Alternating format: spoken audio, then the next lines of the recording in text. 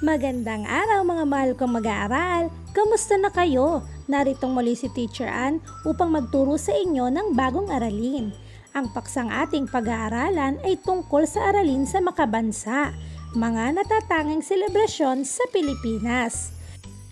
Pero bago tayo magsimula sa ating bagong aralin, halina at magbalik-aral muna tayo sa aralin na tinalakay natin kahapon.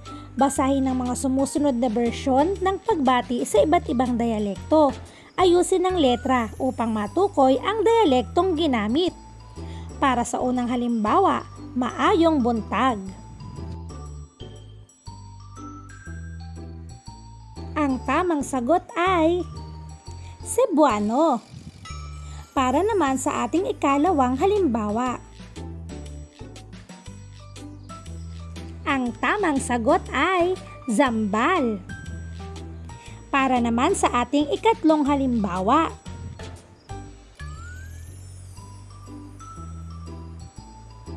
ang tamang sagot ay Ilocano. Ikaapat na halimbawa, ang tamang sagot ay Bicolano. At ang ikalimang halimbawa, ang tamang sagot ay Tagalog.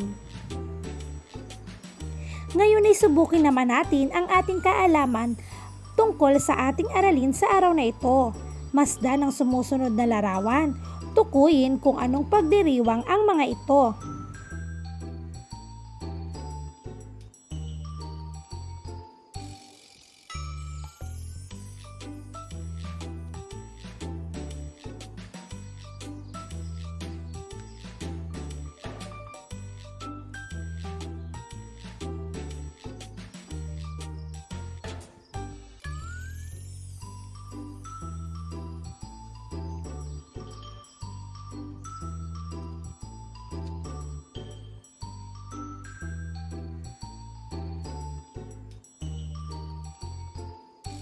Ngayon ay tuklasin at talakayin naman natin ang ating paksang aralin sa araw na ito.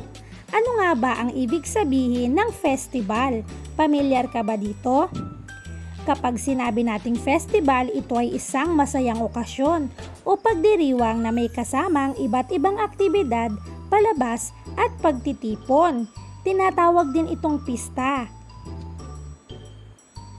Ito ay isang pagkakataon para sa isang komunidad na magdiwang ng isang espesyal na okasyon tulad ng isang relihiyosong pista, isang anibersaryo o isang cultural na kaganapan.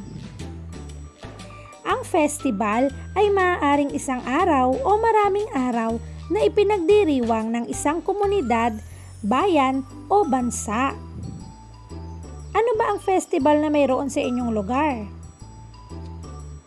Ang festival ay kadalasang may tema o okasyon na pinagdiriwang tulad ng relihiyon o pista, kultura, kasaysayan o isang partikular na pangyayari. Gamit ang wika, napaplano, naoorganisa at naipatutupad ang mga gawain sa festival. Mayroon itong mga gawain at programa na maaaring lahukan ng mga tao. Narito ang mga karaniwang katangian ng isang festival o selebrasyon. Una, pagtitipon ng mga tao. Ang mga festival ay nagtitipon ng mga tao mula sa iba't ibang lugar upang magdiwang at makihalubilo. Ito ay panahon kung saan ang mga tao mula sa isang lugar ay dumadayo. For example, ang mga galing sa probinsya ay lalahok sa pagtitipon ng festival sa Cebu, sa Baguio o kung saan man na mayroong espesyal na okasyon. Pangalawa, mga espesyal na aktibidad. Mayroong iba't ibang aktibidad na ginagawa sa mga festival tulad ng parada, mayroong sayawan o disco, pagkain ng mga espesyal na pagkain at mga paligsahan. Halimbawa, kung mayroong mga festival tungkol sa pagkain, meron silang mga voodoo fight na ipine-prepare. Meron ding mga palaro kung saan maaaring makilahok ang iba't ibang mga tao sa paligid o ang mga mamamayan o ang mga turista. Ang pangatlong katangian ay pagpapahayag ng kultura. Ang mga festival ay isang paraan upang maipakita at mapanatili ang kultura ng isang lugar, kagaya halimbawa ng Kadayawan Festival, Mascara Festival, Moriones Festival, Gigantes Festival at iba pang uri ng mga festival sa ating bansa, bayan o lalawigan. Ang huli at ang ikaapat na katangian ng festival ay ang pagdiriwang ng mga espesyal na okasyon. Maraming festival ang nagdiriwang ng mga espesyal na okasyon tulad ng kapistahan ng mga santo, mga anibersaryo o mga tagumpay. For example, kung ito ay pista pasasalamat halimbawa kay San Isidro Labrador para sa masaganang ani. Kung ito naman ay pwede rin na cityhood anniversary o iba't ibang klaseng mga tagumpay. Narito ang ilan sa mga halimbawa ng mga kapistahan at festival na kilala sa ating bayan at bansa. Una, simulan natin sa Sinulog Festival. Ang Sinulog Festival ay isang relihiyosong festival sa Cebu na nagdiriwang ng kapistahan ni Santo Niño. Kilalang kilala ito at dinarayo ng maraming turista. Isa pang halimbawa ng makulay na festival sa bansa ay ang Mascara Festival na ginaganap sa Bacolod City. Ang mga kalahok sa street dancing ay nakasuot ng mga nakangiting maskara na nagpapakita sa makulay at positibong pamumuhay ng mga tao sa Bacolod na kasakabila ng mga problema ay nananatili silang nakangiti na ginaganap ang mga ito. Ang Dinagyang Festival naman ay isang festival sa Iloilo na nagpapakita ng kasaysayan at makulay na kultura ng tao sa Iloilo. Sila ay kilala sa mga masisipag at malalambing na tao. Isa pa sa sikat at kilalang-kilalang festival sa Pilipinas ay ang Panagbenga Festival na ginaganap sa Baguio City. Ito ay pagdiriwang upang ipakita ang kagandahan ng mga bulaklak na mayroon sa lugar nila. Kadalasan itong ginaganap tuwing ikahuling linggo ng Pebrero. Isa pa sa halimbawa ng pagdiriwang at festival ay ang Kadayawan Festival na tanyag sa bahagi ng Mindanao o sa Davao City. Isang pagdiriwang ng mga bunga, bulaklak at kultura ng mga katutubong tribo ng Davao. Ang festival ay nagtatampok ng mga parada, sayaw at iba pang mga paligsahan at panoorin na talaga namang dinadayo ng mga turista at lokal. Ang Ati-Atihan Festival naman ay isang masaya at makulay na pagdiriwang din na ginaganap naman sa Kalibo, Aklan. Ang mga kalahok ay nagsusuot ng itim na pintura sa kanilang mga katawan at muka upang gayahin ang ating mga ninuno, ang mga sinaunang Aita. Ang festival ay isang pagpupugay kay Santo Niño at isang pagdiriwang ng pagkakaisa ng mga tao. Dinadayo rin ito ng mga lokal at turista. Isa pang halimbawa ng festival sa Pilipinas ay ang Moriones Festival. Ito naman ay isang relihiyosong pagdiriwang na nagpapaalala sa pagtakas ni Poncio Pilato sa Roma. Ang mga kalahok ay nagsusuot ng maskara at kasuotan na gawa sa kahoy at naglalakad sa kalye habang hinahanap si Pilato. Ito ay isang pagdiriwang na ginaganap sa probinsya ng Marinduque at talaga namang nakakatuwa ang paglahok at pagsali panonood sa pistang ito. Karagdagang halimbawa pa ng festival sa Pilipinas ay ang Dinamulag Festival, kilala rin bilang Zambales Mango Festival. Ito ay isang taunang pagdiriwang na ginaganap sa lalawigan ng Zambales. Ang pangunahing layo nito ay ipagdiwang ang masaganang ani ng mga mangga, partikular na ang dinamulag na uri ng mangga na kinikilala bilang pinakamatamis na mangga sa buong mundo. Dahil nga sa pisikal na anyo ng lugar ng Zambales, talaga naman na mayaman at sadyang napakatamis ng kanilang mga mangga. Related din dito ay ang Manggahan Festival, isang taunang pagdiriwang naman na ginagawa sa probinsya ng Guimaras, na ginaganap tuwing buwan ng Mayo. Ito ay isang pagdiriwang para sa kanilang pinakamamahal na prutas, ang mangga. Dahil sa tamis at mataas na kalidad ng kanilang mangga, Ang Guimaras ay tinaguriang mango capital ng Pilipinas.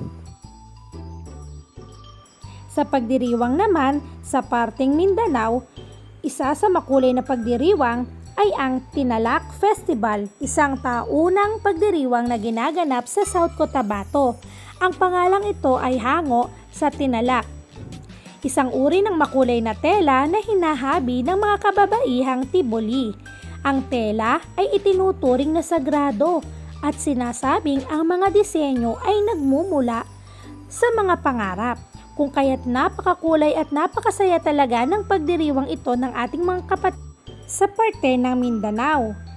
Narito ang gawaing inihanda ko sa inyo upang subukin kung natuto ba kayo sa ating tinalakay sa araw na ito. Tukuyin ang festival na inilalarawan. Pumili lang tamang sagot sa loob ng kahon. Handa ka na ba? Unang bilang, isang pagdiriwang ng mga bunga, bulaklak at kultura ng mga katutubong tribo ng Davao. Pumili ng tamang sagot sa loob ng kahon.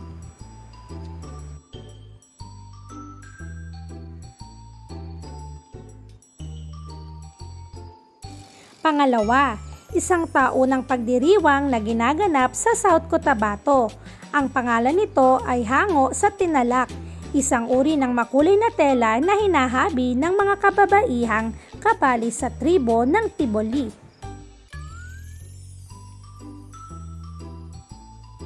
Pangatlo, ang pangunahing layunin nito ay ipagdiwang ang masaganang ani ng mga mangga, partikular na ang dinamulag na uri ng mangga na kilala bilang pinakamatamis sa buong mundo.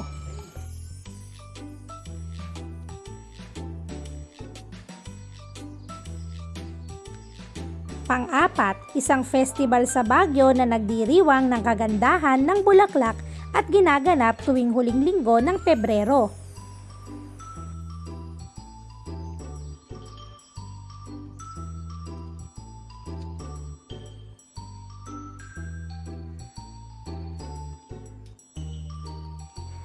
Panglima at huli, isang festival sa Iloilo na nagpapakita ng kasaysayan at kultura ng lugar. Ano ito? Pumili sa loob ng kahon.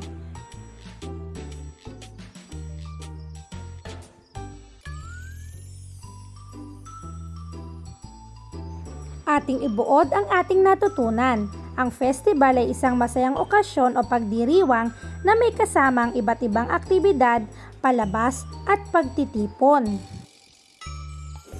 Ang festival ay maaaring isang araw o maraming araw na pinagdiriwang ng isang komunidad, bayan, bansa o lalawigan.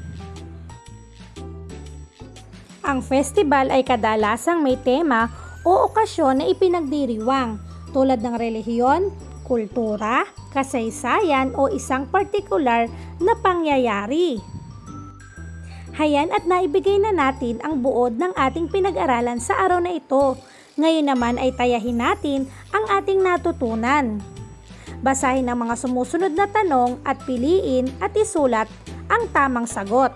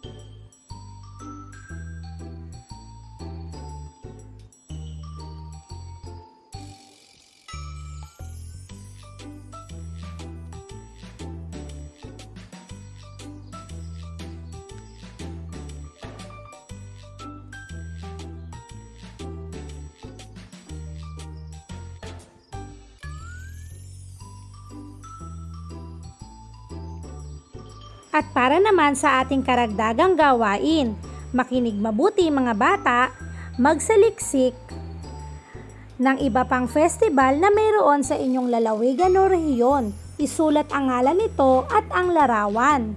Magbigay ng 3 pangungusap na naglalarawan kung papaano ito ipinagdiriwang. Hayan at natuto na naman tayo ng bagong aralin with Teacher Ann. Maraming salamat sa inyong pakikinig. Sana ay nakatulong ako na madagdagan pa ang inyong mga kaalaman. Kung gusto mo at nagustuhan mo ang video na ito, maaari mo itong i-like, i-subscribe at i-share. Hanggang sa muli nating pagsasama, umaasa ako na natuto ka sa video lesson na itinuro ko sa araw na ito. Paalam muna sa ngayon, miss pa po sa inyong lahat!